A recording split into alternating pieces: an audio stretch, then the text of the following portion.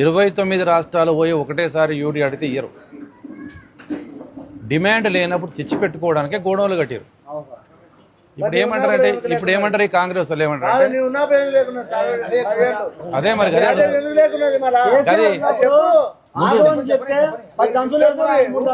ముందు చూపు ఉన్నాం కాబట్టి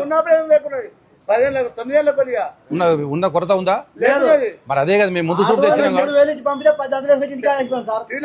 చెప్పులు తెగిపోతున్నాడా మరి ఎట్లా చెప్పులు కాదు పుస్తల తాడులకు పోతున్నాయి. పుస్తల తాడు పోయింది.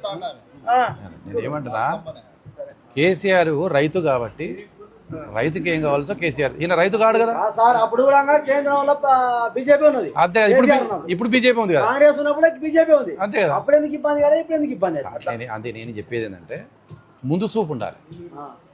నేను అడిగేది ఏంటంటే ముందు చూపు ఉండాలి. రైతుకి ఏం కావాలి? కేసీఆర్ 6 నెలల ముందు దేశంలో ఎవ్వరు యూడి అడిగినప్పుడు తెచ్చి స్టాక్ పెట్టుకునేవాడు. స్టాక్ పెడితే ఎప్పుడు ఎవరు కావాలో అది తెచ్చేవాడు. ఆటో వాడికి పైసలు ఇస్తే మన ఇంటికాడ వేసిపోయిన రోజులు ఉన్నాయా? చెప్పండి మీరు ఒకటే మాట.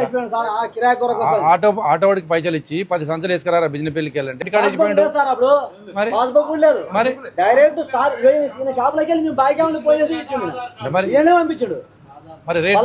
మరి ఇప్పుడు ఎందుకు వస్తలేదు?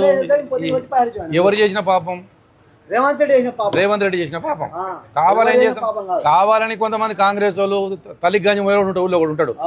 వాడు తల్లి గంజి ఓడు చిన్నమ్మకు బంగారు గాజులు చేపిస్తారంట. అట్లాంటి వాళ్ళు కాంగ్రెస్ పడపలు.